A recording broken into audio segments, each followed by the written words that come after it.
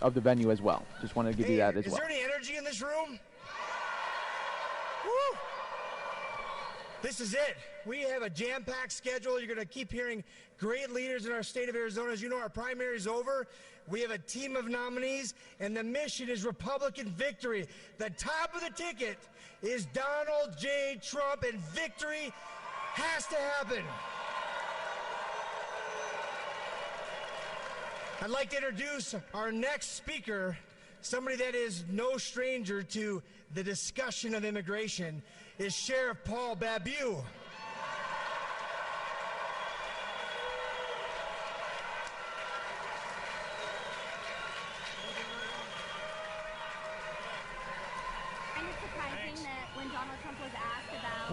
We in Arizona support our law enforcement, don't we? How have we ever gotten to this place in America when the leaders we elect in our republic portray our law enforcement officers the way they do? These men and women put their own safety, their lives on the line each and every day, protecting our families, protecting our state. And I want to send a message to all those law enforcement officers, not just here in Arizona, but across America, that help is on the way.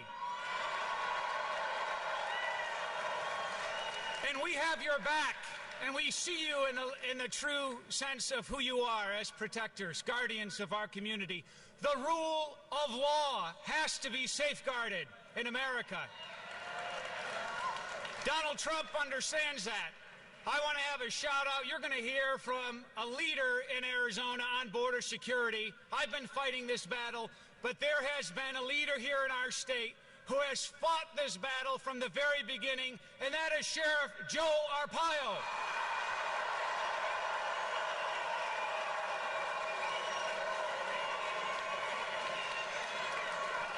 And I've got a message. And if any of you ever call 911, we don't ask if you're a Democrat or Republican. We just respond to your emergency. And I can tell you here in the state of Arizona, I'm running for Congress, a seat that's held by a liberal Democrat, and we're going to turn it Republican in District 1. And so when Donald Trump is our president, he has another ally to advance his agenda for our country. The fight we have in Arizona, some people think that it's not real. I can tell you as a sheriff, leading deputies, protectors, working with our heroes in the Border Patrol, this border is not secured. We've had 80,000, 123,000 illegals every year for the past 3 years that have come through just this part of Arizona in the Tucson sector. Now, we've been fighting the drug cartels. Heck, we've even got cartel scouts on mountaintops in Pinal County with binoculars, providing safe passage for the drug cartels to bring their heroin, their cocaine, their methamphetamine. That's got to be stopped. And if that's not, in law enforcement, we call that a clue that this border's not more secure than ever, has been told. And here's the thing. Donald Trump's made this case as well. If that many illegals who just want to come here for a better life and the cartels can get through to this degree, it stands to reason that ISIS, terrorists, and those who intend harm for America can easily come through this border. Does that make sense? Absolutely.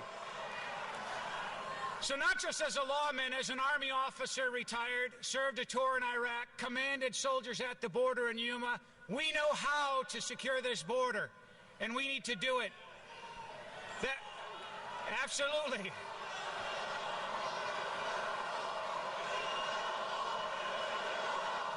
Everybody wants the wall.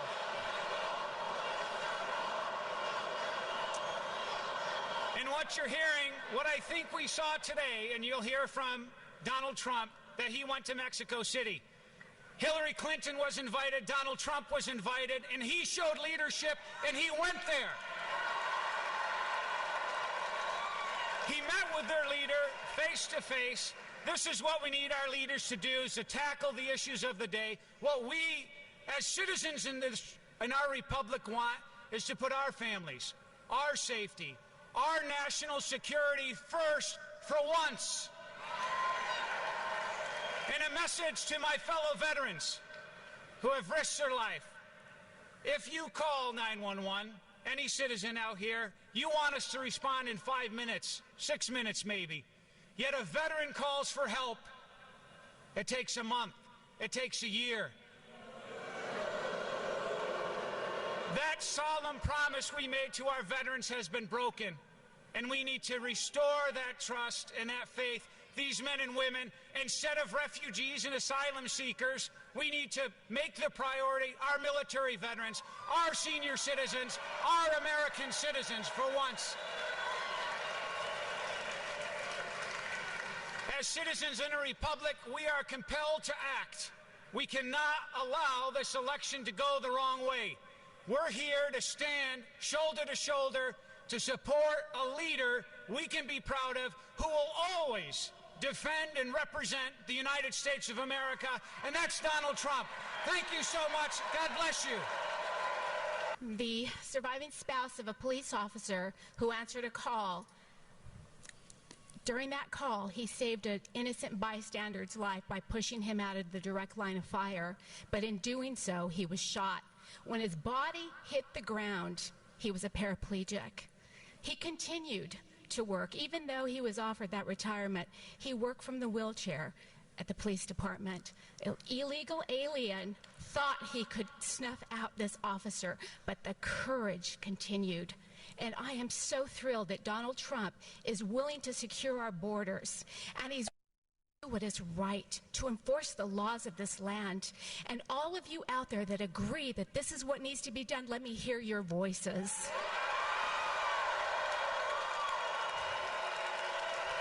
God bless you.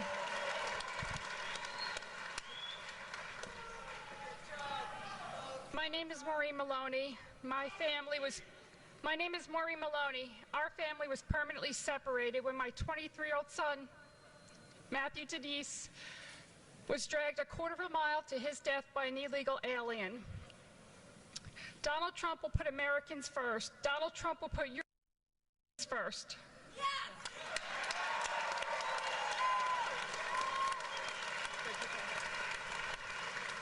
I'm Mike Maloney. Our son was dragged a quarter of a mile in the wheel well of a truck of an illegal alien, and there's 20 people. He dragged him. He's not here today, and if our immigration laws had been enforced today, he'll never marry, he'll never have kids, he'll never enjoy life as we all know it. And thank you, Mr. Trump. Thank you, Mr. Trump.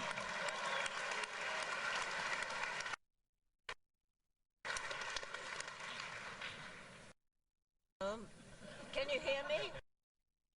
Over here. That it? We there? Hello? My name is Kathy Woods. Steve, 17, senior. After a high school football game, went to the beach to have a bonfire, and illegal aliens arrived at the beach. The vehicles that several of them were in, on the way out, it was described as like the war in Beirut. During the window, and paint roller through my son's head. He lived time ago, and it never goes away. And I do know I'd been, they wouldn't have been here in the first place. So I just want to thank Mr. Trump for making perhaps this become possible. Thank you.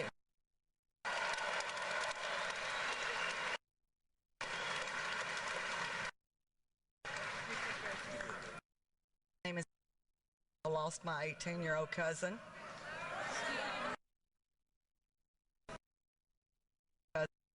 89.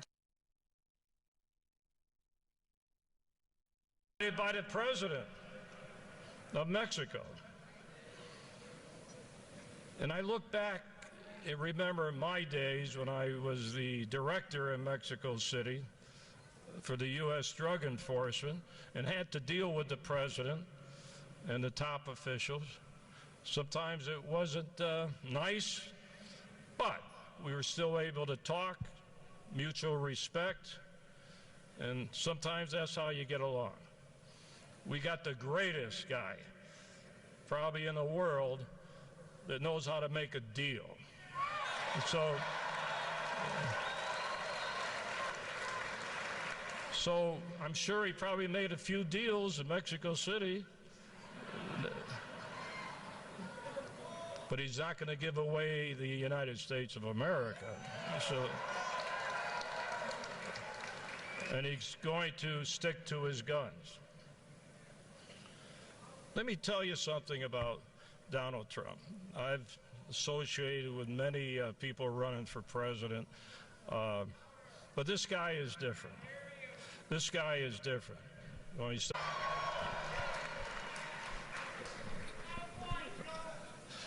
Much different. What I was saying, usually when you work in a campaign, you have a consultant saying, say this, don't say that, do this, don't do that. Not once has he ever asked me to say something, not to say it, or his campaign. So he is very comfortable with himself. Now, let's get to Hillary. So,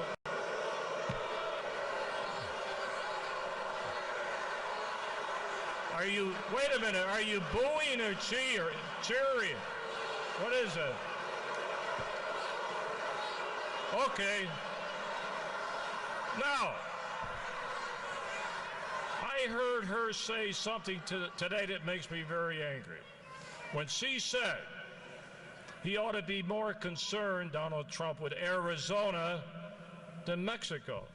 Doesn't she know that all the drugs and illegal immigration comes from Mexico?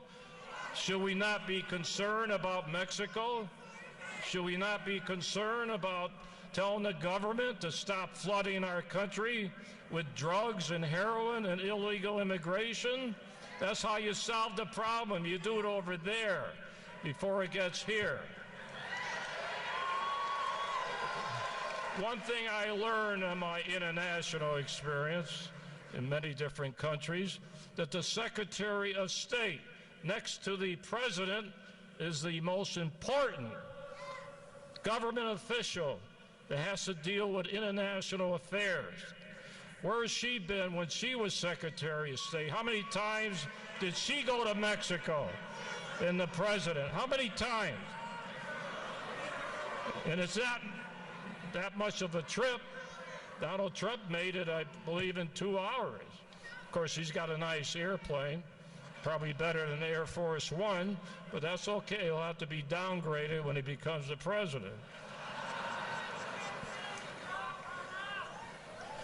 So don't go around blaming everybody else when you're the former Secretary of State about Mexico. Why is it that they did not concentrate on Mexico? Go there often, deal with the Mexican officials, talk about the drug traffic. Now, Donald Trump wants to build a wall.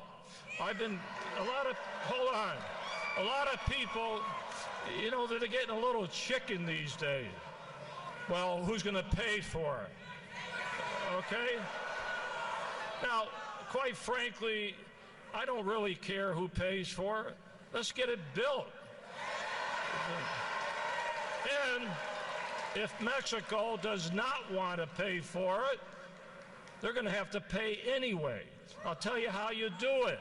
You take away their foreign aid and take that money and build a wall. Very simple.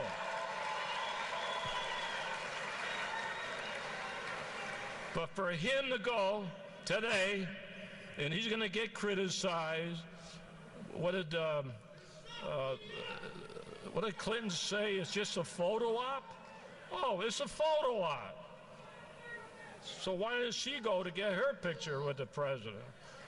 Maybe the president doesn't want his picture with her. After Donald Trump finished, so I'm talking about Hillary. Why, we got more than one Clinton? Oh, we got Bill. I forgot Bill. Which is probably going to be if Hillary wins, Bill's going to be running the government anyway. So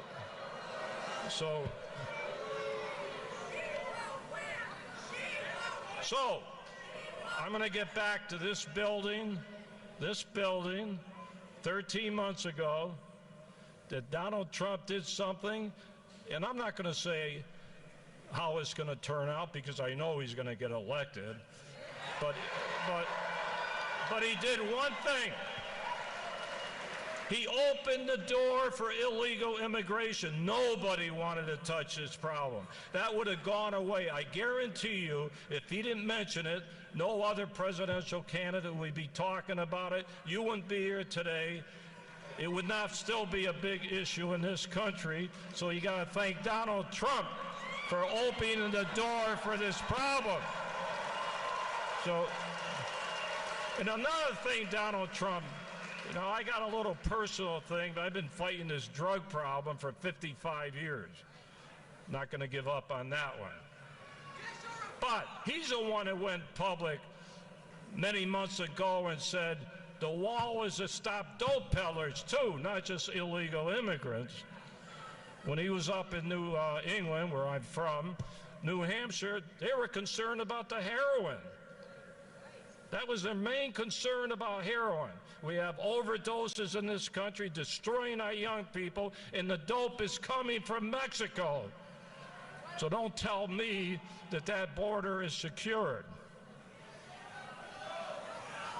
Everybody's talking about 13 million people. I can go on, but let me tell you one thing.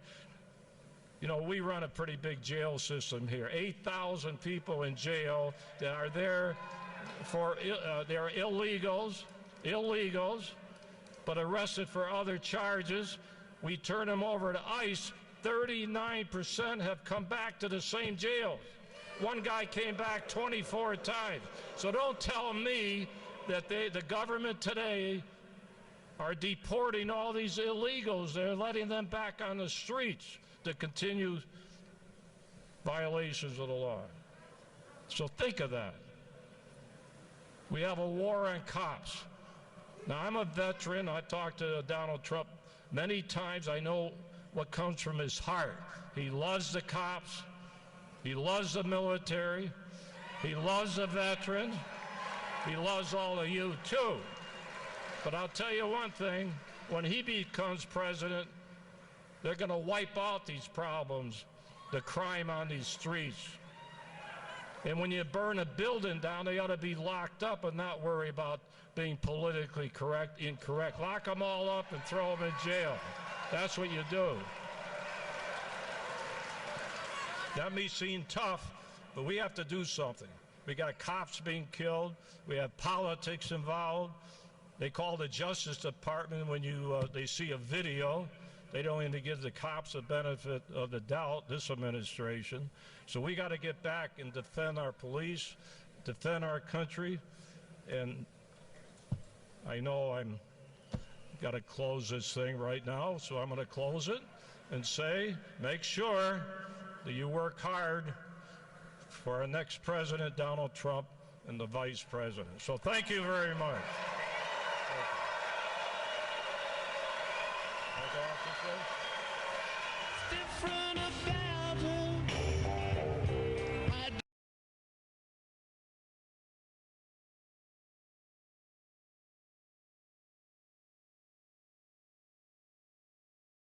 Lineup gets better every single minute. Again, my name is Robert Graham. I'm the chairman of the Arizona Republican Party, and my job is to assure that we have victory for the President of the United States in this state and every state we can help. Who is going to win on November 8th? I didn't hear you, people. Let's let them know you're here. Who is going to win? Arizona is unique.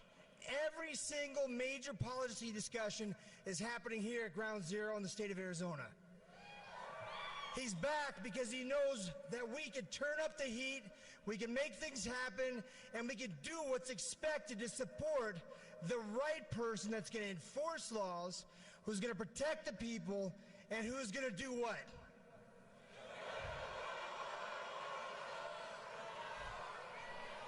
Make America great again.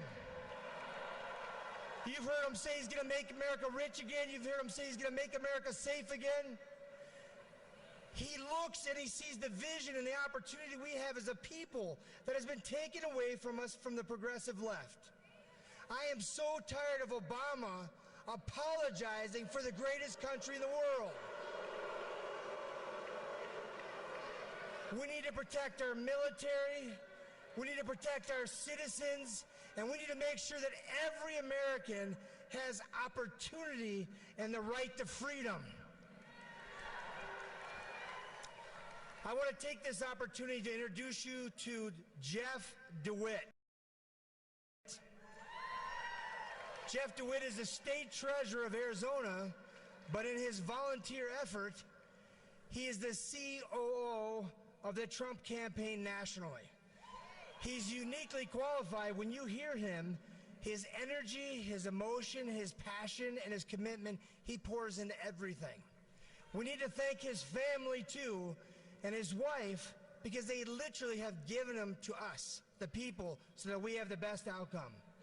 He's a great man, a great leader, and he's doing what it takes to have the best outcome, not just for Arizona, but for the free world, starting with the United States of America. Let's welcome Treasurer Jeff DeWitt.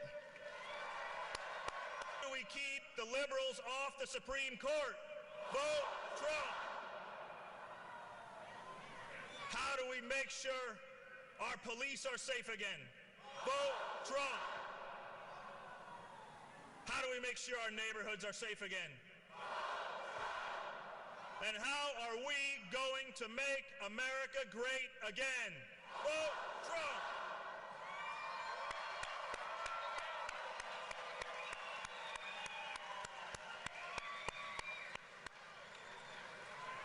Now, I get to do something really cool right now, and I get to introduce the next speaker. And it's a little bit of a surprise for you. I don't know if you know who's going to be walking up here next. It's a bit of a treat for you. It's good. You know? I guess you might know. When he took over as mayor of New York,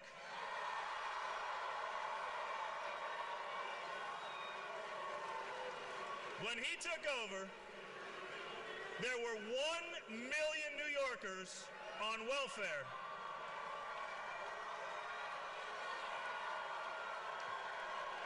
During his 8 years,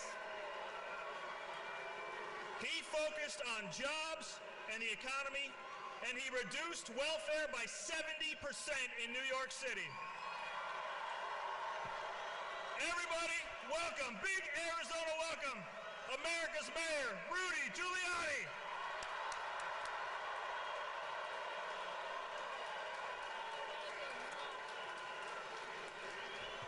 Thank you.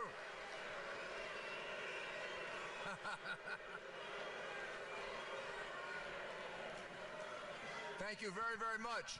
You know, you're not really loud enough. I just had the great honor, and I'm so privileged because I believe I just got an opportunity all day today to witness history being made with Donald Trump's courageous trip to Mexico to go meet the president of Mexico. Hillary Clinton doesn't seem to be able. And I can tell you, well, I'll tell you what, I'm going to put this hat on.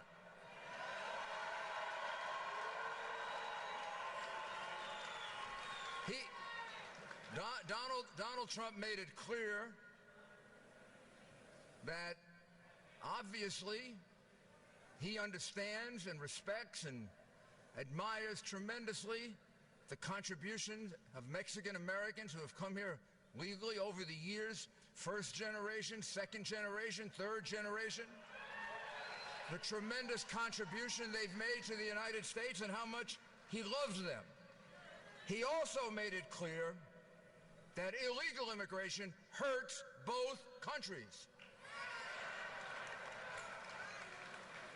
Donald Trump will secure our borders, and Hillary Clinton will not. It's as simple as that. Donald Trump will build a wall.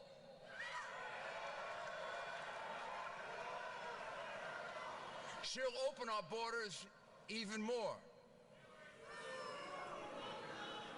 Look at the situation with the Syrian refugees.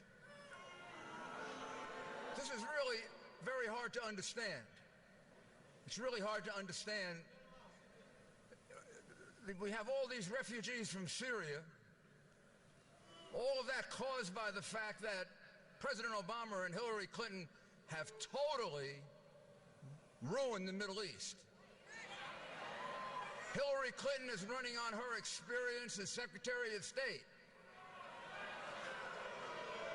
Based on her experience as Secretary of State, I wouldn't hire her as the dog catcher in New York City.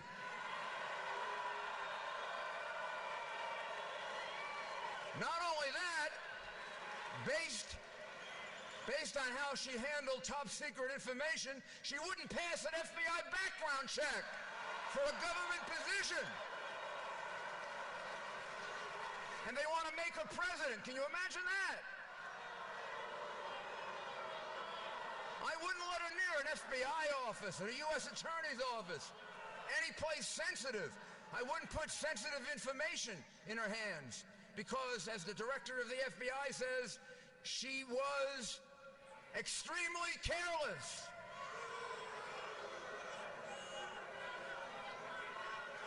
Hillary, 50. Well, let's beat her.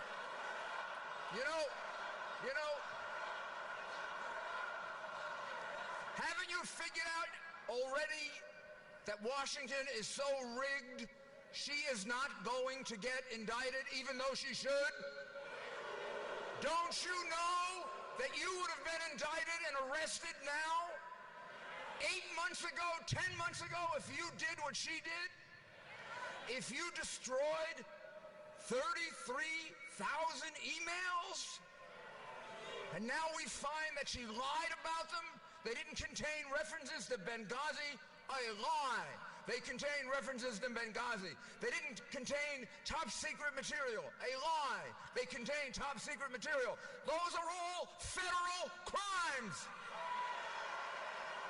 Every single one of them.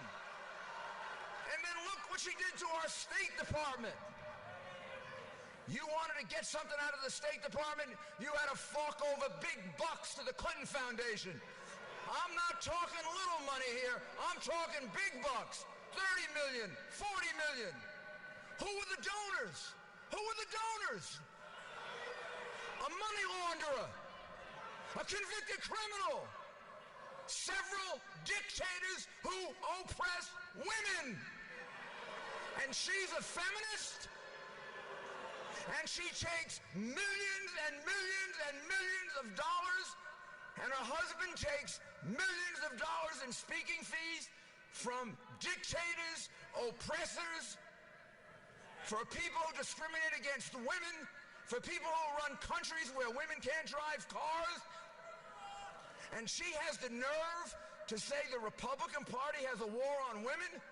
The biggest war on women are all those people she was taking money from.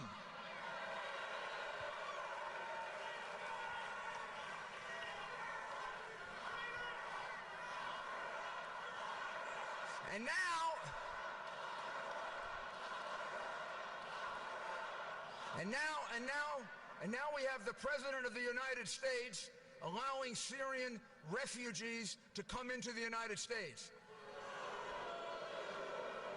He's even displacing military installations so we can put these Syrian refugees there. Now, every single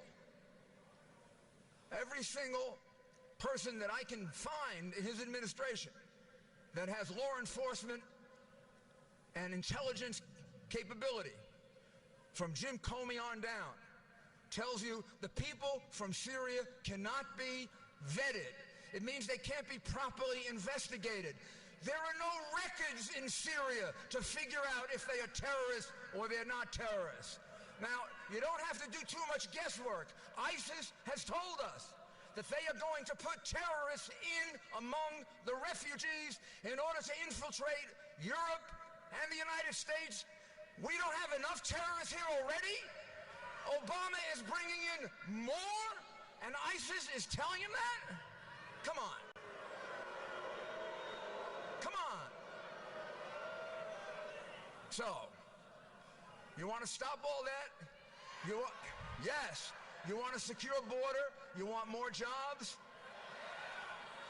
You want a president who can sit down like Donald Trump did today with the president of Mexico and have a frank and clear discussion and explain what we need for the United States? You want a president with energy and drive?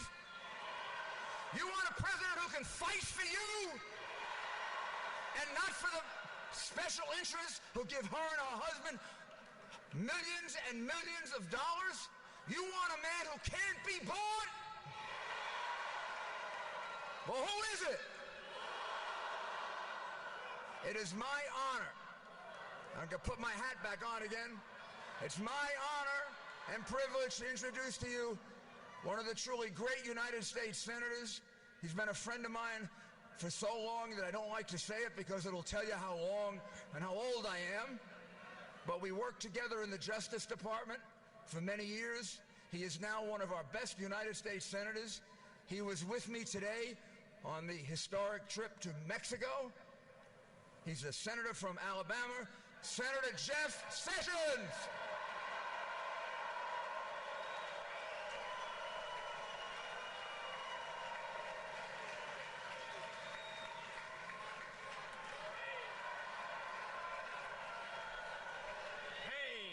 Let's put that back on. Thank you all. It is a fabulous crowd here tonight. I got to tell you how excited that makes us all feel. We're on the right track, I'll tell you, to turn this country around. But isn't it a fact that over 60% of the American people for many years now have found and believed and stated to pollsters they believe this country is on the wrong track? Isn't that true? And we're concerned about our country. We love our country. We want it to be better. Let me ask you a question. Does Hillary Clinton even understand we're on the wrong track? You are right. She believes things are fine as they are. We need more of the same. There's one man with the strength, the courage, the determination, the guts, to challenge the things that are going wrong in this country and put us on the right track, and that's Donald J. Trump.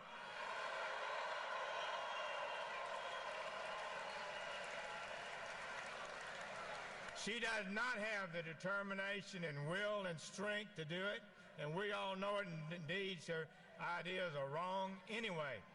Let me say you this. We're going to hear tonight from Donald Trump, and you're going to hear,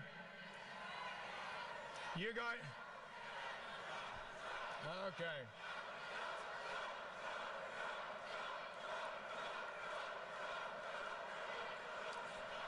Thank you. You're going to hear you're going to have the best laid out law enforcement plan to fix this country's immigration system that's been stated in this country maybe forever. It is going to be so good. You're going to be proud and pleased about that.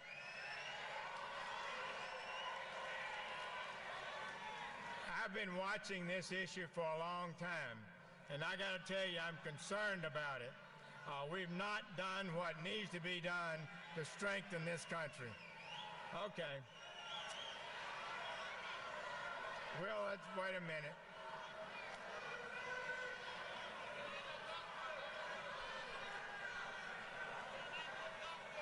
All right. So, friends, let me tell you, We've got great work to do, very important work. I believe it's absolutely clear to me that this may be, and indeed is, the last chance we have to restore a lawful system of immigration that serves the national interest.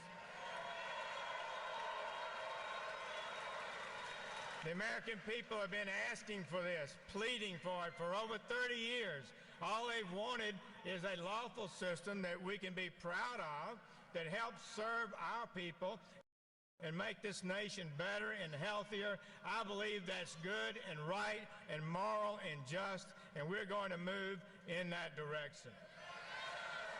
It's going to be a special night tonight. Let me say this to you.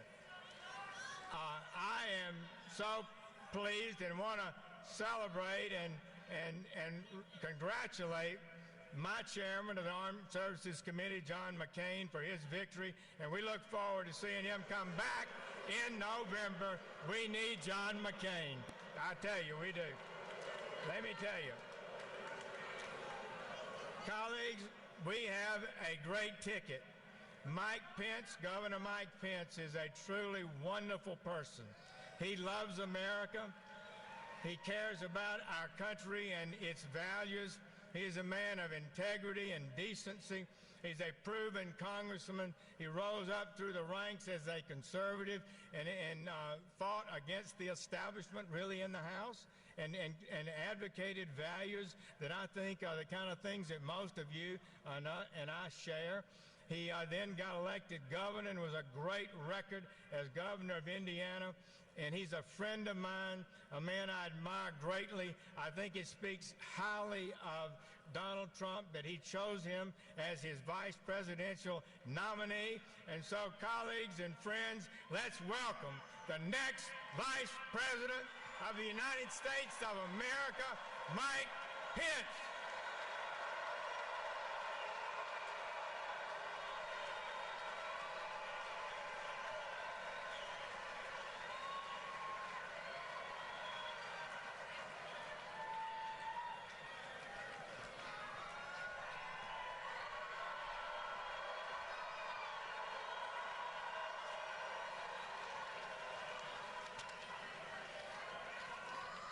Hello, Arizona.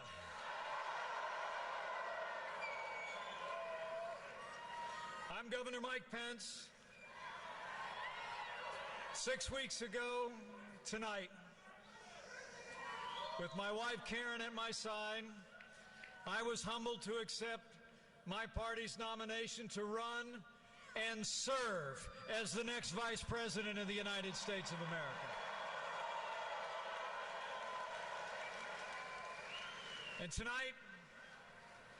tonight it is my privilege to introduce a man I have come to know, a man who loves his family and loves this country with an unshakable faith in the American people, and that man is Donald Trump.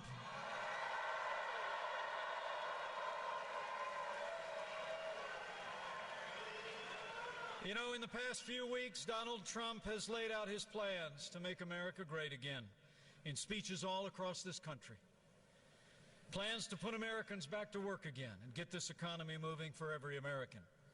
Plans to confront the threat of radical Islamic terrorism and destroy ISIS at its source. Plans to stand by our law enforcement community in this nation and bring law and order to every city and every town in America. And plans to open doors of opportunity for every American, regardless of race or creed or color. Now tonight in this setting, Donald Trump will address that issue that from the outset of this campaign, he and he alone put at the center of our national debate: ending illegal immigration once and for all.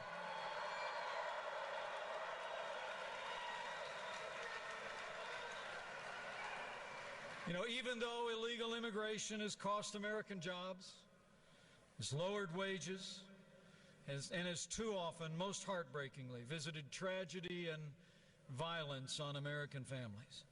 Remarkably, our opponent, Hillary Clinton, plans to expand the open borders policies of this administration.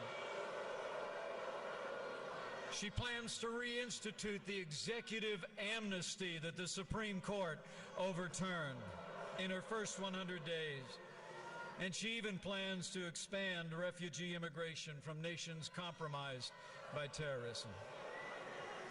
Donald Trump knows that for America to be safe and prosperous, our borders must be secure and our laws must be enforced.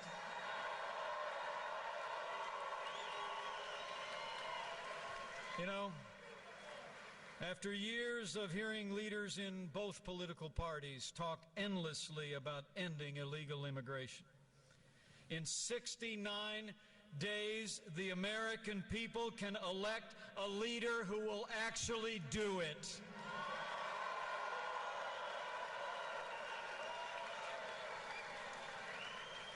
Donald Trump will marshal the national will to get Congress to finally take steps to end this economic and humanitarian crisis.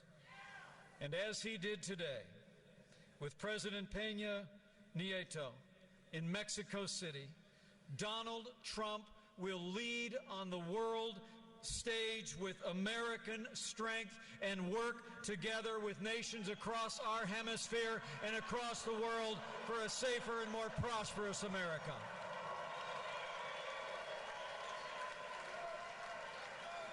So, ladies and gentlemen, it is my high honor and distinct privilege to introduce to you an American leader with the strength and vision to make America great again, the next president of the United States of America, Donald Trump. Crowd. Thank you.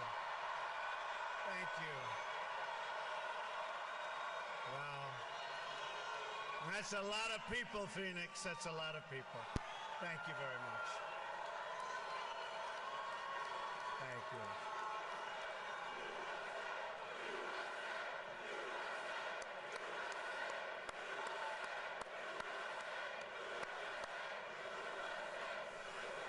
Thank you, Phoenix.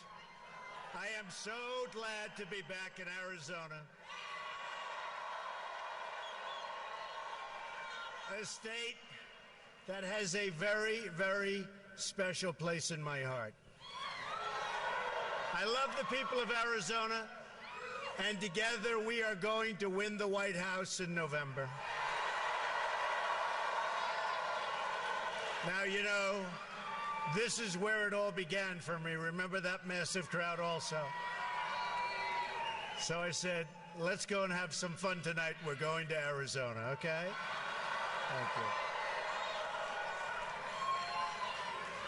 you. This will be a little bit different. This won't be a rally speech per se. Instead, I'm going to deliver a detailed policy address on one of the greatest challenges facing our country today: illegal immigration. I've just landed, having returned from a very important and special meeting with the President of Mexico, a man I like and respect very much, and a man who truly loves his country, Mexico. And by the way, just like I am a man who loves my country, the United States. We agreed on the importance of ending the illegal flow of drugs, cash, guns, and people across our border, and to put the cartels out of business. We also discussed the great contributions of Mexican-American citizens to our two countries, my love for the people of Mexico, and the leadership and friendship that we have between Mexico and the United States. It was a thoughtful and substantive conversation, and it will go on for a while, and in the end, we're all going to win. Both countries, we're all going to win.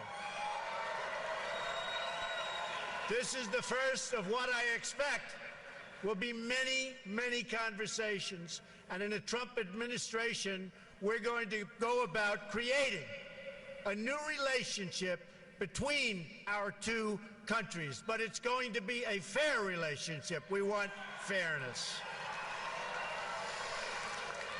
But to fix our immigration system, we must change our leadership in Washington, and we must change it quickly. Sadly, there is no other way. The truth is, our immigration system is worse than anybody ever realized. But the facts aren't known because the media won't report on them. The politicians won't talk about them. And the special interests spend a lot of money trying to cover them up because they are making an absolute fortune. That's the way it is. Today, on a very complicated and very difficult subject, you will get the truth. The fundamental problem with the immigration system in our country is that it serves the needs of wealthy donors, political activists, and powerful politicians. That's all you can do. Thank you. Thank you. Let me tell you who it does not serve. It does not serve you, the American people. Doesn't serve you. When politicians talk about immigration reform, they usually mean the following: amnesty, open borders, lower wages. Immigration reform should mean something else entirely. It should mean improvements to our laws and policies to make life better for American citizens.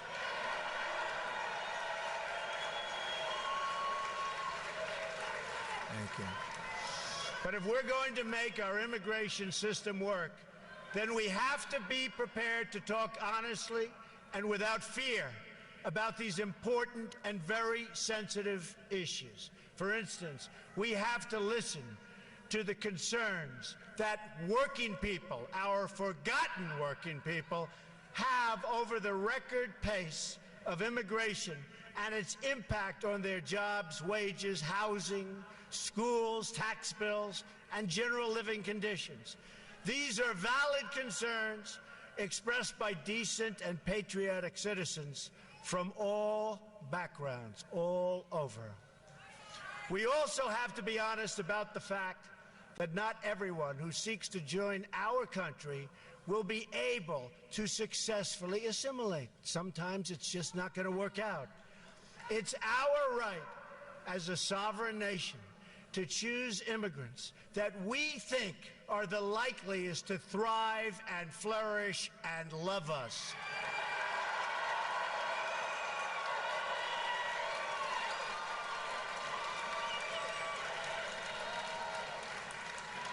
Then there is the issue of security.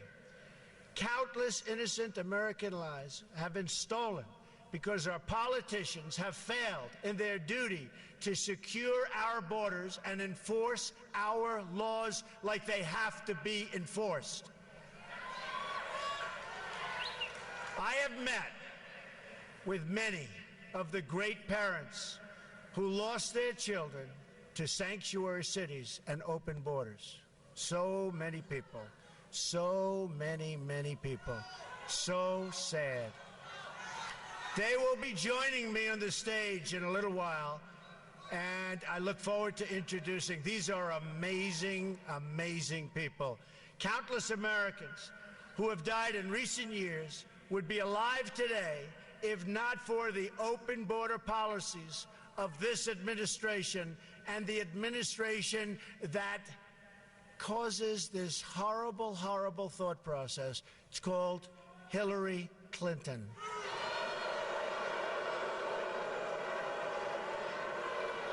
This includes incredible Americans like 21-year-old Sarah Root. The man who killed her arrived at the border, entered federal custody, and then was released into the U.S., think of it, into the U.S. community under the policies of the White House, Barack Obama and Hillary Clinton. Weak policies. Weak and foolish policies. He was released again after the crime, and now he's out there at large. Sarah had graduated from college with a 4.0, top student in her class, one day before her death. Also among the victims of the Obama-Clinton open border policy was Grant Rohnbeck, a 21-year-old convenience store clerk and a really good guy from Mesa, Arizona. A lot of you have known about Grant. He was murdered by an illegal immigrant gang member previously convicted of burglary, who had also been released from federal custody, and they knew it was going to happen again. Another victim is Kate Steinle, gunned down in the sanctuary city of San Francisco by an illegal immigrant deported 5 previous times, and they knew he was no good. Then there is the case of 90-year-old Earl Olander, who was brutally beaten and left to bleed to death in his home, 90 years old and defenseless. The perpetrators were illegal immigrants with criminal records a mile long who did not meet Obama administration standards for removal. And they knew it was going to happen. In California, a 64-year-old Air Force veteran, a great woman according to everybody that knew her, Marilyn Ferris, was sexually assaulted and beaten to death with a hammer. Her killer had been arrested on multiple occasions, but was never, ever deported, despite the fact that everybody wanted him out.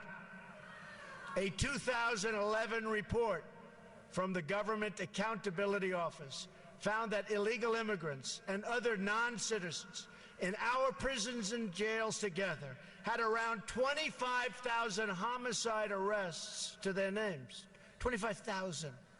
On top of that, illegal immigration costs our country more than $113 billion a year, and this is what we get. For the money we are going to spend on illegal immigration over the next 10 years, we could provide 1 million at-risk students with a school voucher, which so many people are wanting. While there are many illegal immigrants in our country who are good people, many, this doesn't change the fact that most illegal immigrants are lower-skilled workers with less education who compete directly against vulnerable American workers, and that these illegal workers draw much more out from the system than they can ever possibly pay back. And they're hurting a lot of our people that cannot get jobs under any circumstances. But these facts are never reported. Instead, the media and my opponent discuss one thing and only one thing: the needs of people living here illegally. In many cases, by the way, they're treated better than our vets.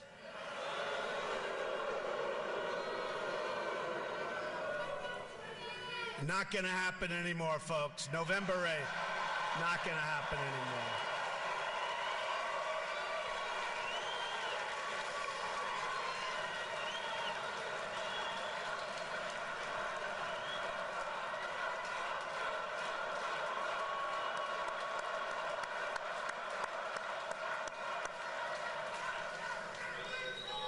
The truth is, the central issue is not the needs of the 11 million illegal immigrants, or however many there may be. And honestly, we've been hearing that number for years. It's always 11 million.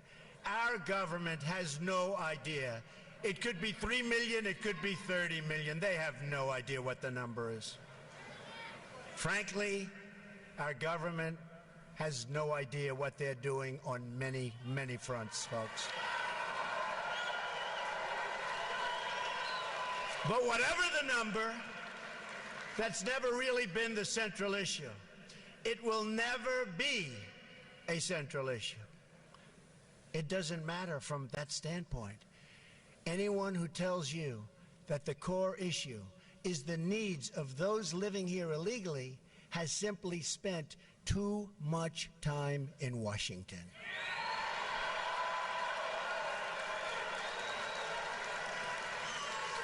Only the out-of-touch media elites think the biggest problem facing American society, and you know this, this is what they talk about, facing American society today, is that there are 11 million illegal immigrants who don't have legal status.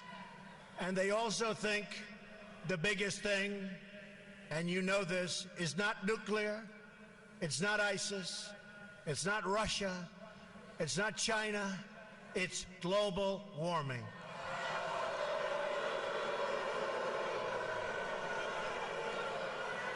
To all the politicians, donors, and special interests, hear these words from me and all of you today.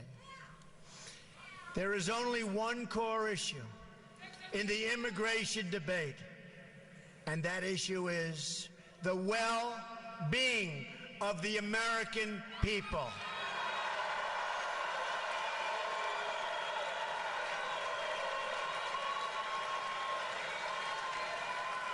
Nothing even comes a close second. Hillary Clinton, for instance, talks constantly about her fears that families will be separated. But she's not talking about the American families who have been permanently separated from their loved ones because of a preventable homicide, because of a preventable death, because of murder. No, she's only talking about families who come here in violation of the law. We will treat everyone living or residing in our country with great dignity. So important. We will be fair, just, and compassionate to all. But our greatest compassion must be for our American citizens.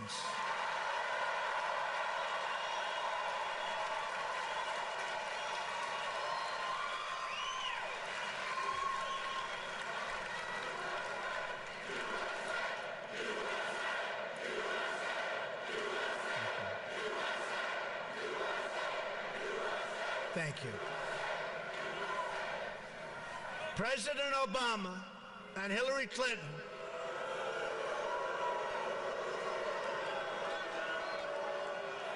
have engaged in gross dereliction of duty by surrendering the safety of the American people to open borders. And you know it better than anybody right here in Arizona. You know it.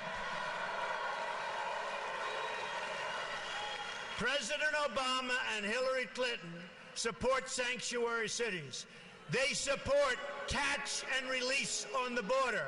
They support visa overstays. They support the release of dangerous criminals from detention. And they support unconstitutional executive amnesty. Hillary Clinton has pledged amnesty in her first 100 days and her plan will provide Obamacare, Social Security, and Medicare for illegal immigrants, breaking the federal budget. On top of that, she promises uncontrolled, low-skilled immigration that continues to reduce jobs and wages for American workers, and especially for African American and Hispanic workers within our country, our citizens. Most incredibly, because to me this is unbelievable, we have no idea who these people are, where they come from. I always say, Trojan horse, watch what's going to happen, folks. It's not going to be pretty. This includes her plan to bring in 620,000 new refugees from Syria and that region over a short period of time. And even yesterday, when you were watching the news, you saw thousands and thousands of people coming in from Syria.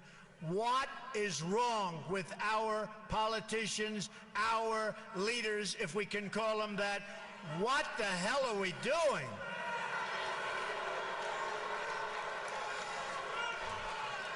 Hard to believe, hard to believe.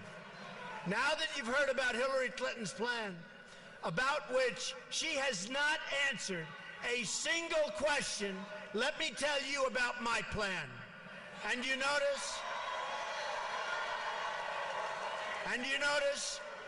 all the time, for weeks and weeks, they're debating my plan, debating it, talking about it. What about this? What about that?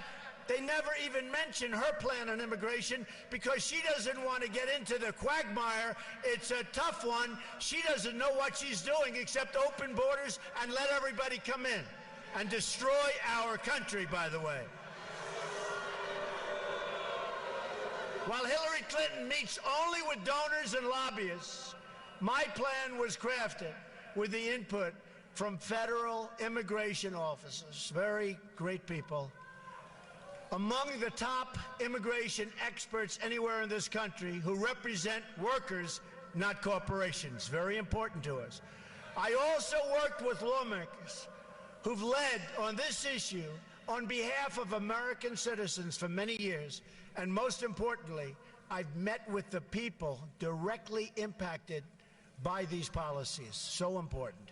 Number one, are you ready? Are you ready?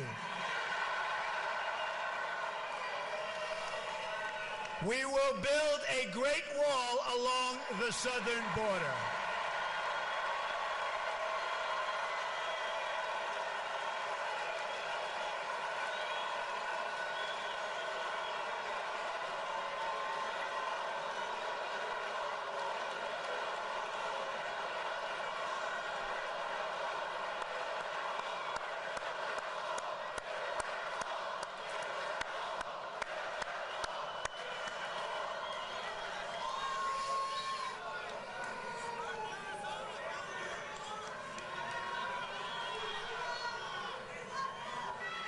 And Mexico will pay for the wall.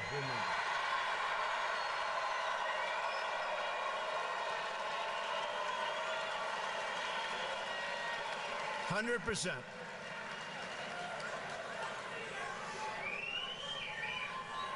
They don't know it yet, but they're going to pay for the wall.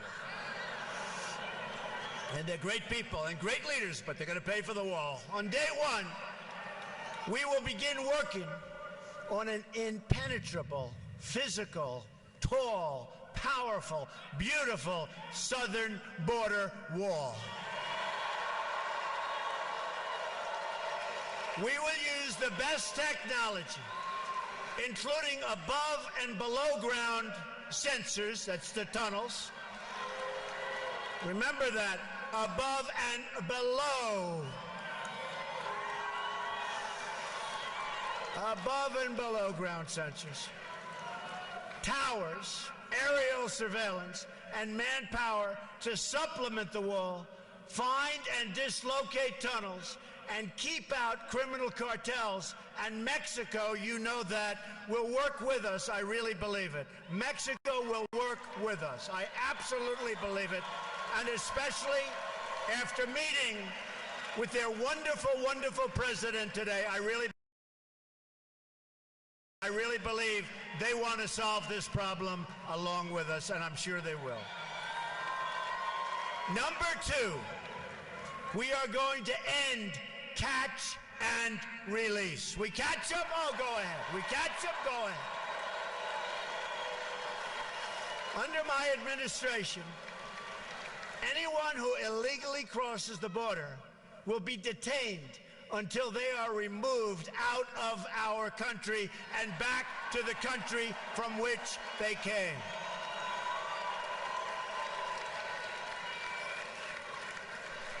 And they'll be brought great distances. We're not dropping them right across. They learned that.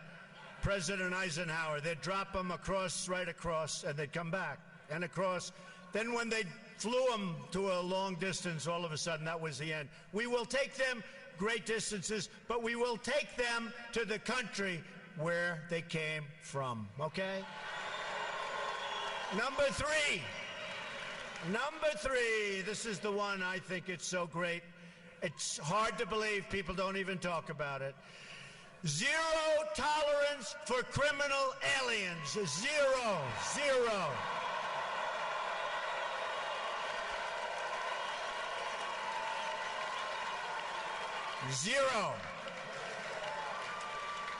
They don't come in here. They don't come in here. According to federal data, there are at least 2 million, think of it, criminal aliens now inside of our country. 2 million people, criminal aliens. We will begin moving them out day one, as soon as I take office, day one, in joint operation with local, state, and federal law enforcement. Now, just so you understand, the police, who we all respect, say hello to the police. Boy, they don't get the credit they deserve, I can tell you. They're great people. But the police and law enforcement, they know who these people are. They live with these people. They get mocked by these people. They can't do anything about these people, and they want to. They know who these people are. Day one, my first hour in office, those people are gone.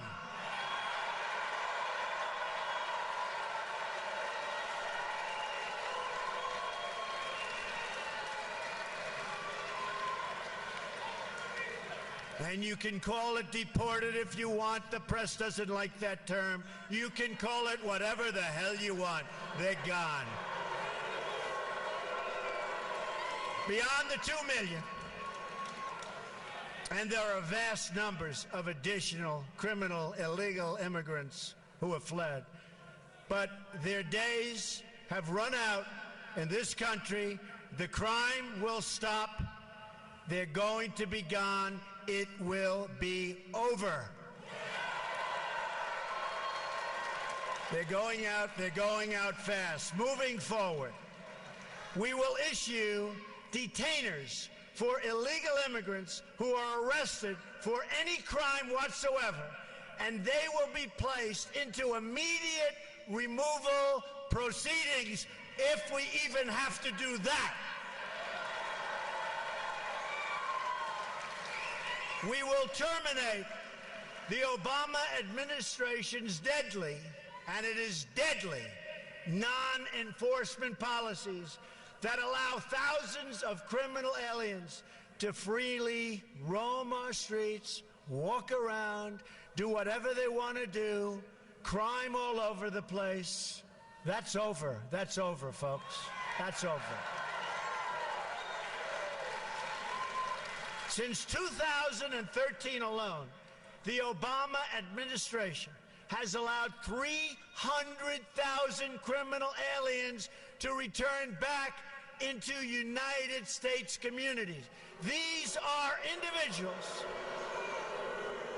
encountered or identified by ICE, but who were not detained or processed for deportation because it wouldn't have been politically correct.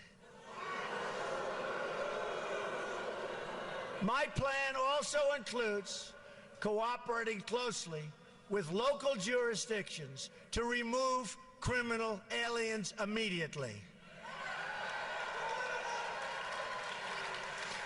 We will restore the highly successful Secure Communities program, good program.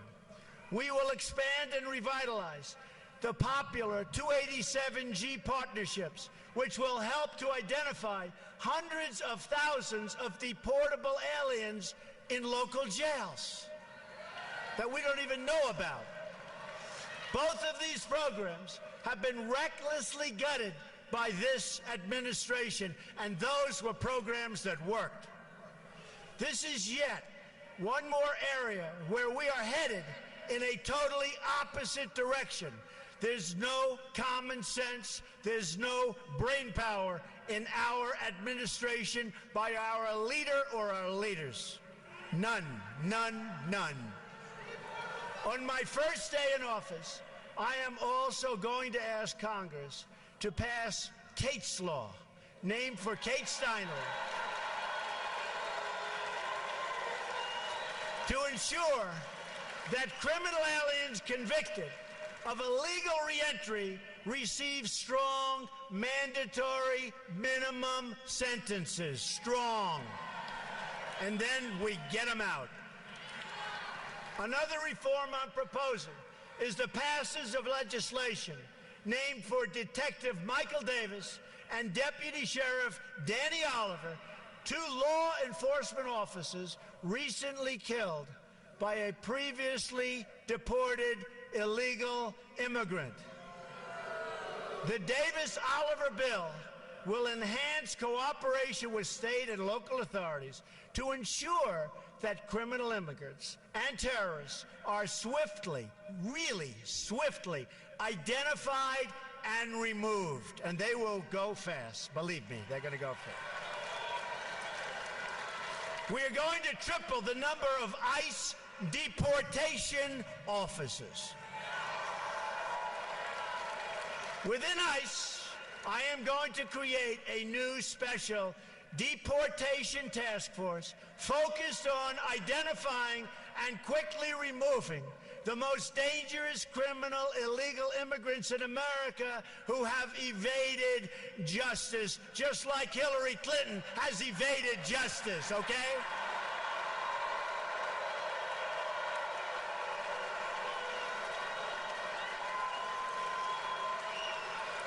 Maybe they'll be able to deport her.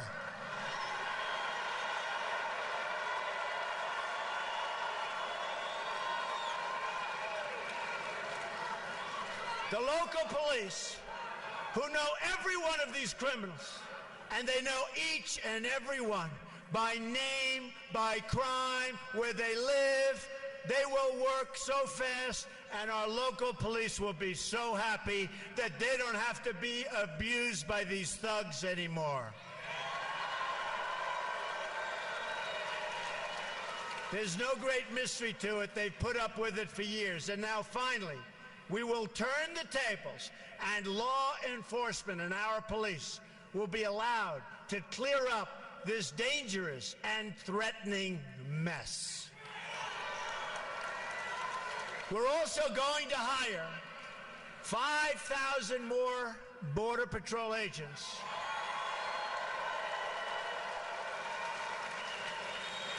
Who gave me their endorsement. 16,500 gave me their endorsement.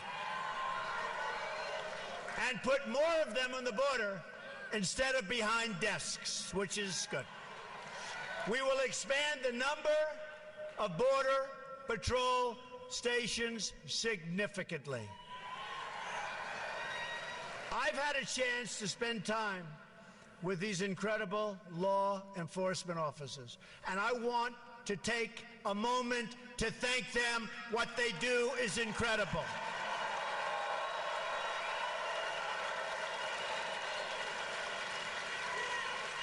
and getting their endorsement means so much to me. More to me, really, than I can say. Means so much. First time they've ever endorsed a presidential candidate. Number 4, block funding for sanctuary cities. We blocked the funding. No more funding. We will end the sanctuary cities that have resulted in so many needless deaths. Cities that refuse to cooperate with federal authorities will not receive taxpayer dollars, and we will work with Congress to pass legislation to protect those jurisdictions that do assist federal authorities. Number 5, cancel unconstitutional executive orders and enforce all immigration laws. We will immediately terminate President Obama's 2 illegal executive amnesties in which he defied federal law and the Constitution to give amnesty to approximately 5 million illegal immigrants. 5 million. And how about all of the millions that are waiting online, going through the process legally? So unfair. Hillary Clinton has pledged to keep both of these illegal amnesty programs, including the 2014 amnesty, which has been blocked by the United States Supreme Court. Great.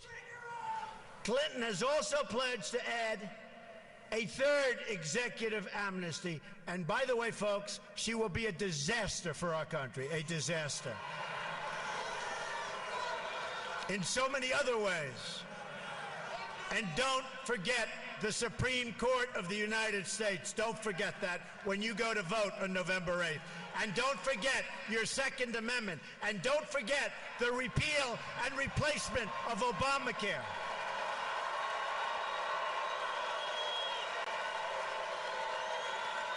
And don't forget building up our depleted military. And don't forget taking care of our vets. Don't forget our vets. They have been forgotten. Clinton's plan would trigger a constitutional crisis unlike almost anything we have ever seen before. In effect, she would be abolishing the lawmaking powers of Congress in order to write her own laws from the Oval Office. And you see what bad judgment she has. She has seriously bad judgment. Can you imagine? In a Trump administration, all immigration laws will be enforced. Will be enforced. As with any law enforcement activity, we will set priorities. But unlike this administration, no one will be immune or exempt from enforcement. And ICE and Border Patrol officers will be allowed to do their jobs the way their jobs are supposed to be done.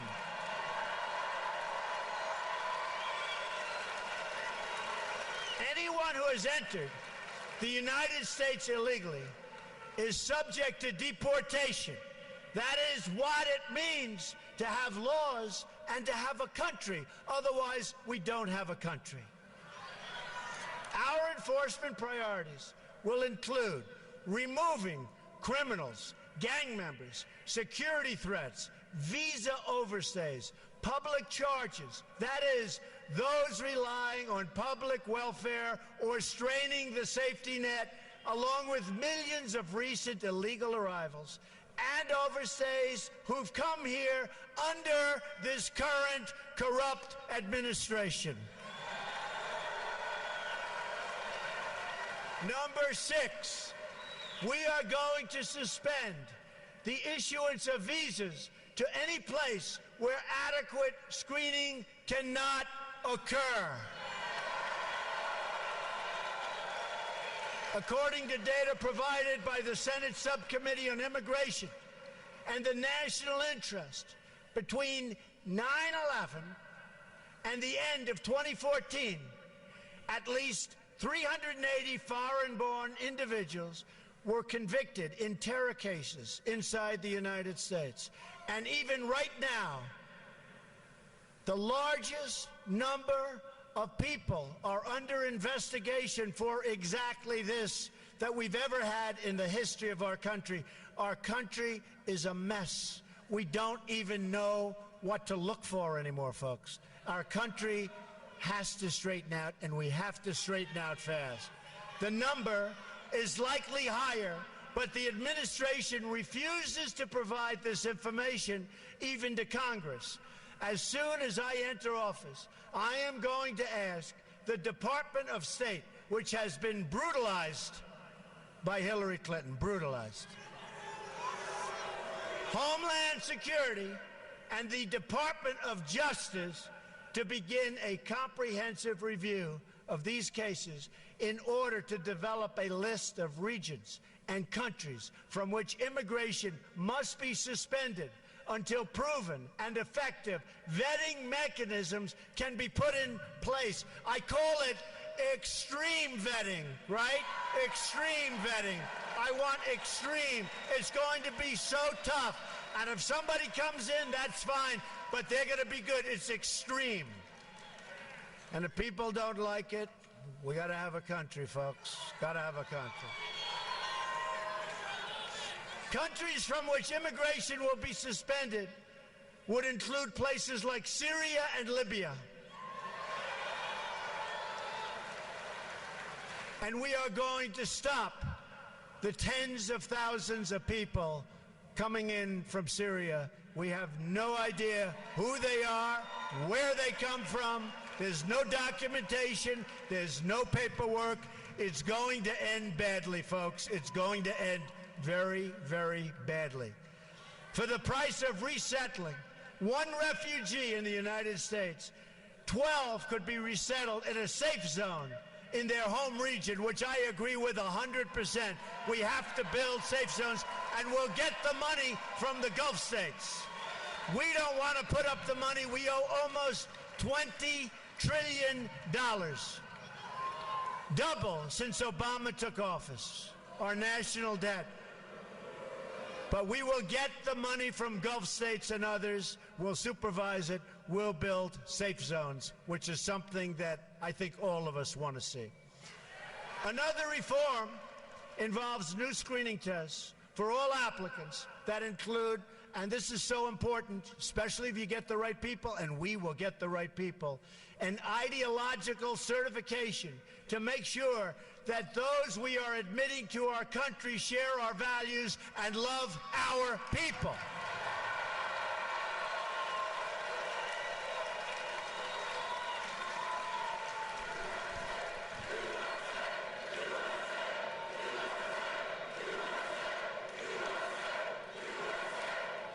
Thank you. We're very proud of our country, aren't we? Really?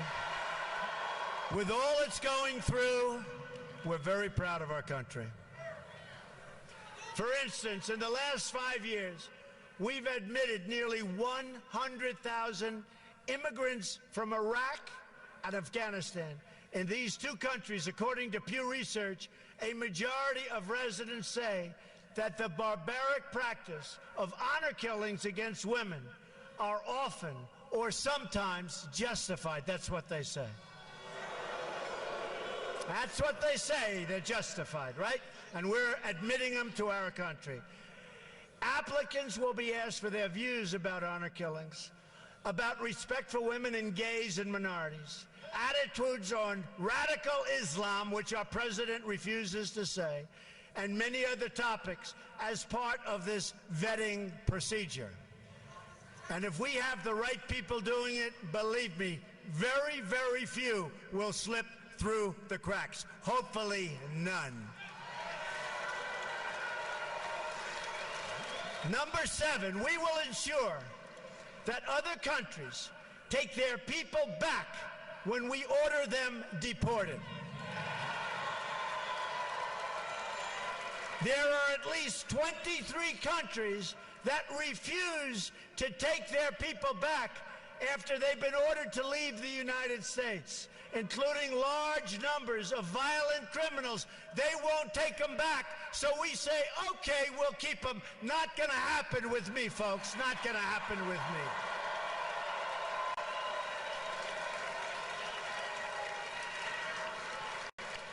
Due to a Supreme Court decision, if these violent offenders cannot be sent home, our law enforcement officers have to release them into your communities. And by the way, the results are horrific, horrific. There are often terrible consequences, such as Casey Chadwick's tragic death in Connecticut just last year. Yet, despite the existence of a law that commands the Secretary of State to stop issuing visas to these countries, Secretary Hillary Clinton ignored this law and refused to use this powerful tool to bring nations into compliance, and they would comply if we would act properly. In other words, if we had leaders that knew what they were doing, which we don't. The result of her misconduct was the release of thousands and thousands of dangerous criminal aliens who should have been sent home to their countries. Instead, we have them all over the place. Probably a couple in this room, as a matter of fact. But I hope not.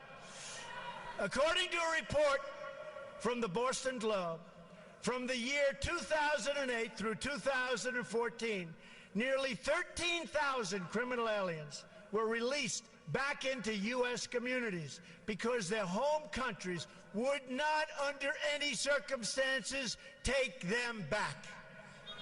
Hard to believe. With the power we have, hard to believe. We're like the big bully that keeps getting beat up. Do you ever see that? The big bully that keeps getting beat up. These 13,000 releases occurred on Hillary Clinton's watch. She had the power and the duty to stop it cold, and she decided she would not do it. And Arizona knows better than most exactly what I'm talking about. Those released include individuals convicted of killings, sexual assaults, and some of the most heinous crimes imaginable. The Boston Globe writes that a Globe review of 323 criminals released in New England from 2008 to 2012 found that as many as 30% committed new offenses, including rape, attempted murder, and child molestation. We take them. We take them. Number 8, we will finally complete the biometric entry-exit visa tracking system, which we need desperately. For years, Congress has required biometric entry-exit visa tracking systems, but it has never been completed. The politicians are all talk, no action, never happens, never happens. Hillary Clinton, all talk. Unfortunately, when there is action, it's always the wrong decision. Do you ever notice? In my administration, we will ensure that this system is in place.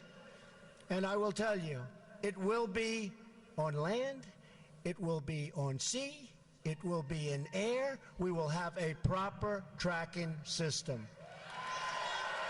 Approximately half of new illegal immigrants came on temporary visas and then never, ever left. Why should they? Nobody's telling them to leave. Stay as long as you want. We'll take care of you. Beyond violating our laws, visa overstays pose, and they really are a big problem, pose a substantial threat to national security. The 9/11 Commission said that this tracking system should be a high priority and would have assisted law enforcement and intelligence officials in August and September 2001 in conducting a search for 2 of the 9/11 hijackers that were in the United States on expired visas. And you know what that would have meant. What that could have meant. Wouldn't that have been wonderful, right? What that could have meant. Last year alone, nearly 500,000 individuals overstayed their temporary visas. Removing visa overstays will be a top priority of my administration. If people around the world believe they can just come on a temporary visa and never, ever leave, the Obama-Clinton policy, that's what it is, then we have a completely open border and we no longer have a country. We must send a message that visa expiration dates will be strongly enforced. Number 9, we will turn off the jobs and benefits magnet. We will ensure that E-Verify is used to the fullest extent possible under existing law, and we will work with Congress to strengthen and expand its use across the country. Immigration law doesn't exist for the purpose of keeping criminals out. It exists to protect all aspects of American life: the work site, the welfare office, the education system, and everything else. That is why immigration limits are established in the first place. If we only enforce the laws against crime, then we have an open border to the entire world. We will enforce all of our immigration laws.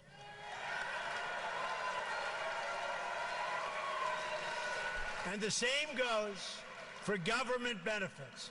The Center for Immigration Studies estimates that 62% of households headed by illegal immigrants use some form of cash or non-cash welfare programs like food stamps or housing assistance. Tremendous costs, by the way, to our country, tremendous costs. This directly violates the federal public charge law designed to protect the United States Treasury. Those who abuse our welfare system will be priorities for immediate removal.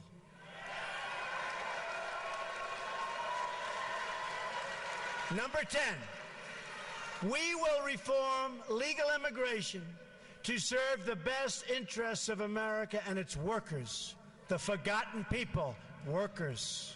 We're going to take care of our workers. And by the way, we're going to make great trade deals. We're going to renegotiate trade deals. We're going to bring our jobs back home. We're going to bring our jobs back home.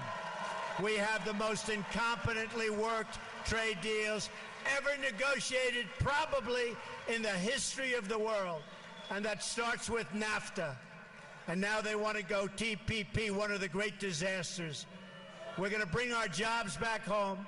And if companies want to leave Arizona, and if they want to leave other states, there's going to be a lot of trouble for them. It's not going to be so easy. There will be consequence. Remember that.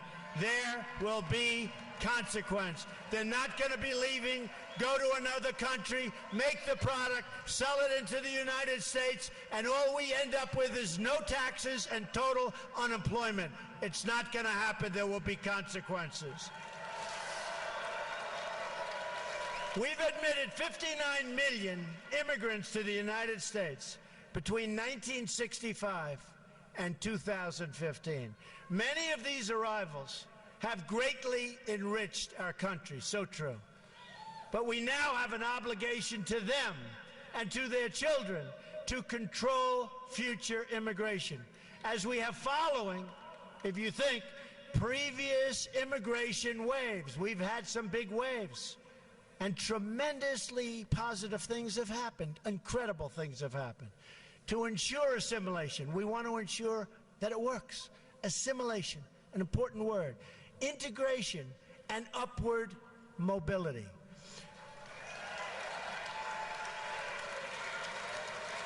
Within just a few years, immigration as a share of national population is set to break all historical records.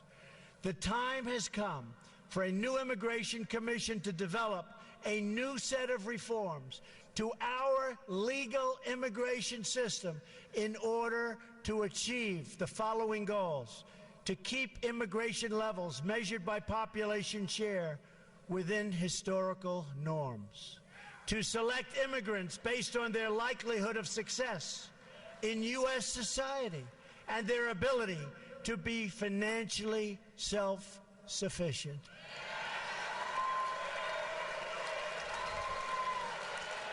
We take anybody. Come on in, anybody. Just come on in. Not anymore. You know, folks, it's called a two-way street. It is a two-way street, right? We need a system that serves our needs, not the needs of others. Remember, under a Trump administration, it's called America First. Remember that.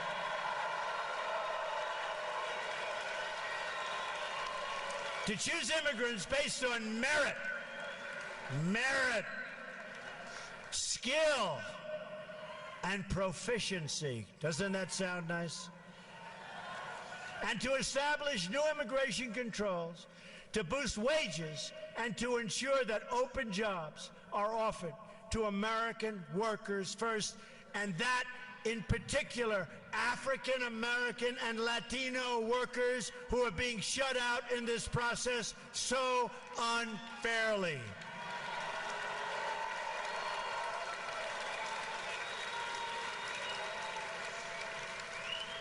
And Hillary Clinton is going to do nothing for the African American worker, the Latino worker. She's going to do nothing. Give me your vote, she says, on November 8th.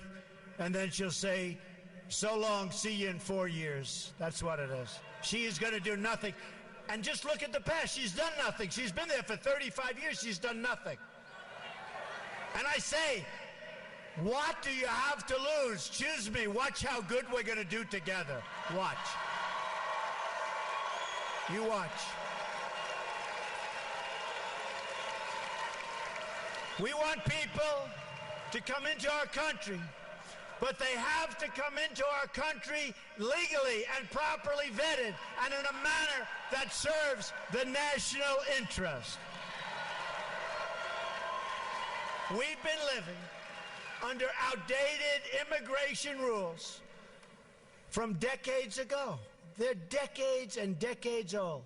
To avoid this happening in the future, I believe we should sunset our visa laws so that Congress is forced to periodically revise and revisit them to bring them up to date. They're archaic, they're ancient. We wouldn't put our entire federal budget on autopilot for decades, so why should we do the same for the very, very complex subject of immigration? So let's now talk about the big picture. These 10 steps, if rigorously followed and enforced, will accomplish more in a matter of months than our politicians have accomplished on this issue in the last 50 years. It's what's going to happen, folks. Because I am proudly not a politician, because I am not beholden to any special interest, I've spent a lot of money on my campaign, I'll tell you. I write those checks. Nobody owns Trump. I will get this done for you and for your family. We'll do it right. You'll be proud of our country again. We'll do it right. We will accomplish all of the steps outlined above. And when we do, peace and law and justice and prosperity will prevail. Crime will go down. Border crossings will plummet. Gangs will disappear, and the gangs are all over the place. And welfare use will decrease. We will have a peace dividend to spend on rebuilding America, beginning with our American inner cities. We're going to rebuild them for once and for all. For those here illegally today who are seeking legal status, they will have one route and one route only: to return home and apply for re-entry like everybody else under the rules of the new legal immigration system that I have outlined above. Those who have left to seek entry, thank you.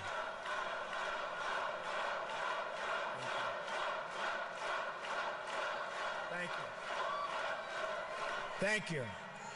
Those who have left to seek entry under this new system, and it will be an efficient system, will not be awarded surplus visas, but will have to apply for entry under the immigration caps or limits that will be established in the future. We will break the cycle of amnesty and illegal immigration. We will break the cycle. There will be no amnesty. Our message to the world will be this: you cannot obtain legal status or become a citizen of the United States by illegally entering our country. Can't do it.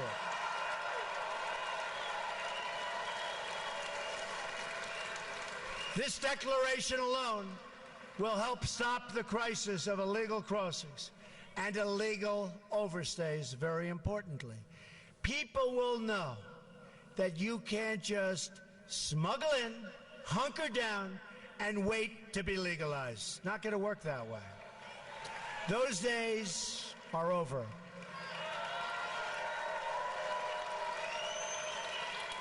Importantly, in several years, when we have accomplished all of our enforcement and deportation goals and truly ended illegal immigration for good, including the construction of a great wall which we will have built in record time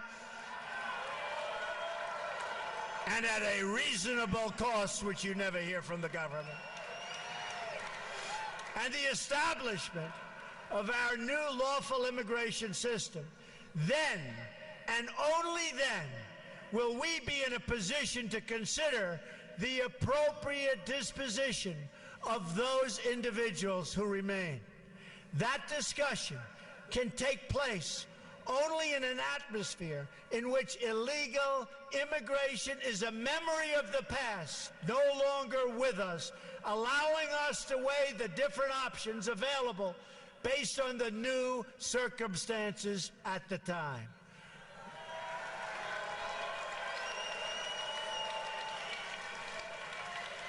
Right now, however, we are in the middle of a jobs crisis, a border crisis, and a terrorism crisis like never before.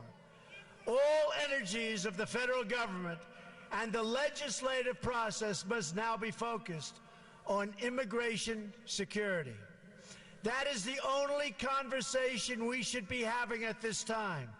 Immigration security. Cut it off. Whether it's dangerous materials being smuggled across the border, terrorists entering on visas, or Americans losing their jobs to foreign workers, these are the problems we must now focus on fixing. And the media needs to begin demanding to hear Hillary Clinton's answer on how her policies will affect Americans and their security.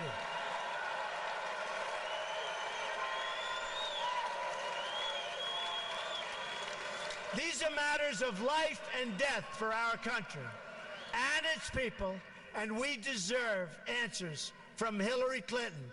And you notice she doesn't answer. She didn't go to Louisiana. She didn't go to Mexico. She was invited. She doesn't have the strength or the stamina to make America great again, believe me.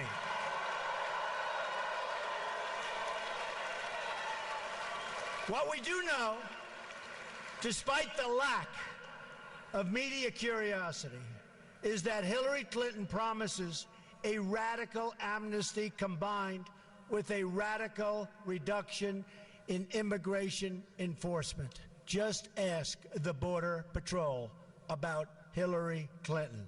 You won't like what you're hearing. The result will be millions more illegal immigrants, thousands of more violent, horrible crimes, and total chaos and lawlessness. That's what's going to happen as sure as you're standing there. This election, and I believe this, is our last chance to secure the border, stop illegal immigration, and reform our laws to make your life better. I really believe this is it. This is our last time. November 8th. November 8th. You got to get out and vote on November 8th. It's our last chance. It's our last chance. And that includes Supreme Court justices and Second Amendment. Remember that. So I want to remind everyone what we're fighting for and who we are fighting for. I am going to ask, these are really special people that I've gotten to know. I'm going to ask all of the angel moms to come join me on the stage right now. These are amazing women.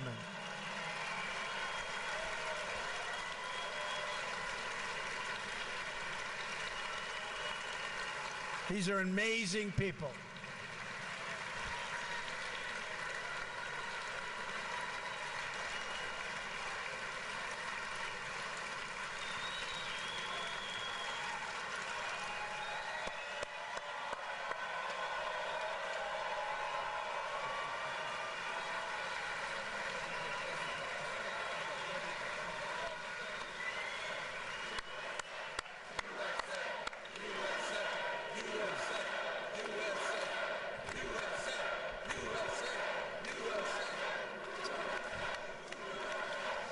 I've become friends with so many, but Jameel Shaw, incredible guy, lost his son so violently. Say just a few words about your child. My son, Ronald da Silva, was murdered April 27, 2002 by an illegal alien who had been previously deported. And what makes me so outrageous is that we came here legally. Thank you, Mr. Trump. I totally support you. You have my vote. Thank you. Thank you. Thank you. God bless you. You know what? Name your child and come right by. Go ahead. Laura Wilkerson, and my son was Joshua Wilkerson. He was murdered by an illegal in 2010, and I personally support Mr. Trump for our next president. My name is Ruth Johnston Martin. My husband was shot by an illegal alien. He fought the good fight, but he took his last breath in 2002, and I support this man who is going to change this country for the better. God bless you.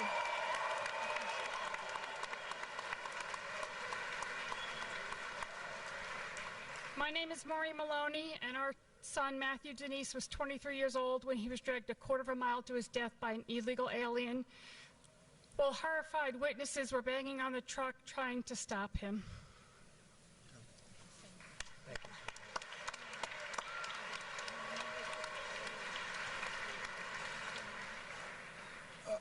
Our son Matthew Denise, if Donald Trump were president in 2011, our son Matthew Denise and other Americans would be alive today.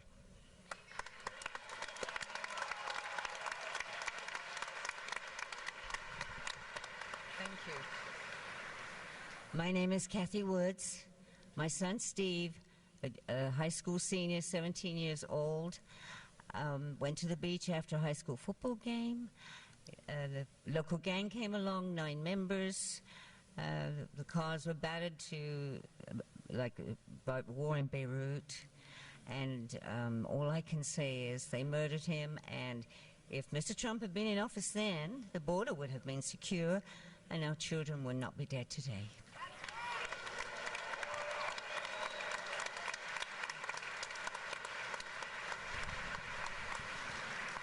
Hi, my name is Brenda Sparks, and my son is named Eric Zepeda. He was raised by a legal immigrant from Honduras, only to be murdered by an illegal in 2011. His murderer never did a second in handcuffs or jail. got away with killing an American. So I'm voting for Trump. And by the way, so is my mother.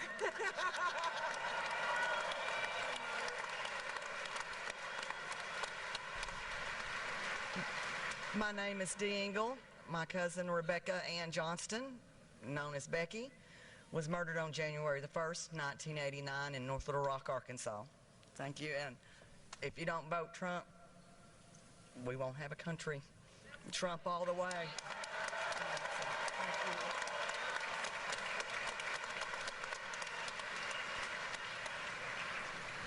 I'm Shannon Estes, and my daughter Shaylee Estes, 22 years old, was murdered here in Phoenix last July 24th by a Russian who overstayed his visa. And vote Trump.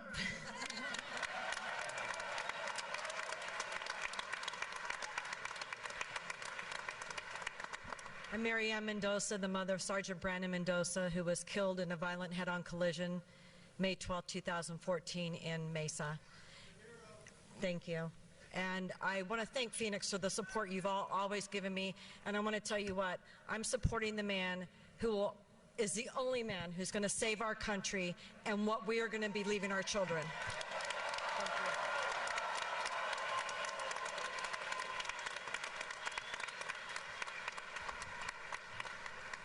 I'm Steve Ronnebeck, father of Grant Ronnebeck, 21 years old, killed January 22nd, 2015 by an illegal immigrant who shot him in the face.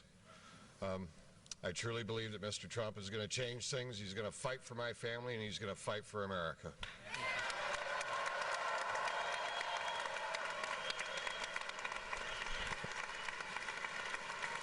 These are amazing people.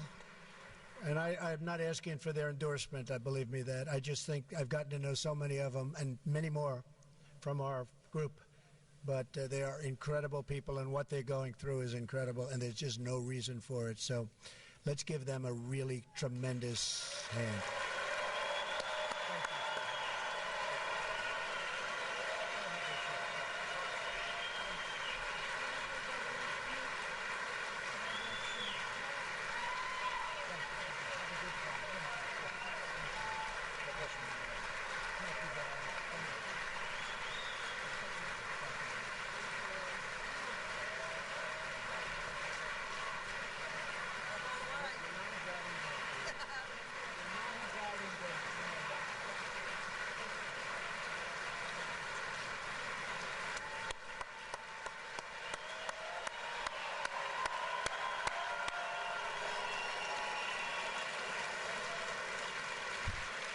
That's tough stuff, I will tell you. That is tough stuff. Incredible people. So now is the time for these voices to be heard. Now is the time for the media to begin asking questions on their behalf. Now is the time for all of us as one country, Democrat, Republican, liberal, conservative, to band together to deliver justice and safety and security for all Americans.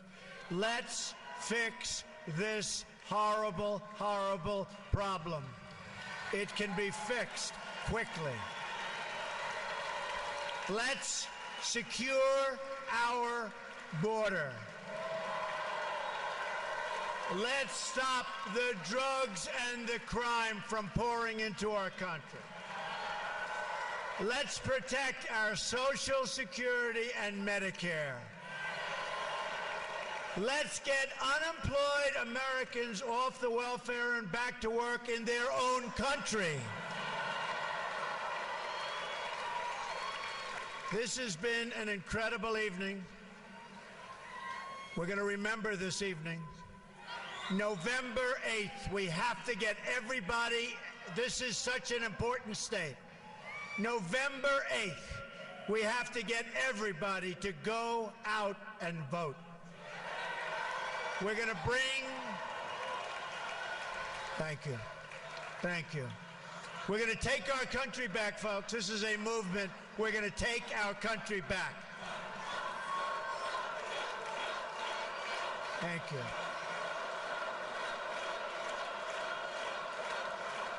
Thank you. This is an incredible movement. The world is talking about it. The world is talking about it. And by the way, if you haven't been looking at what's been happening at the polls over the last 3 or 4 days, I think you should start looking. You should start looking.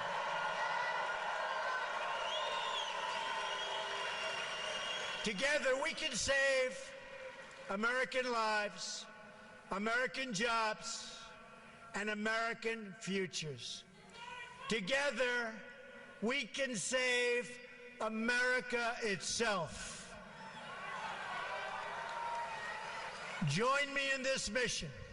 We're going to make America great again. Thank you. I love you. Thank you. God bless you, everybody.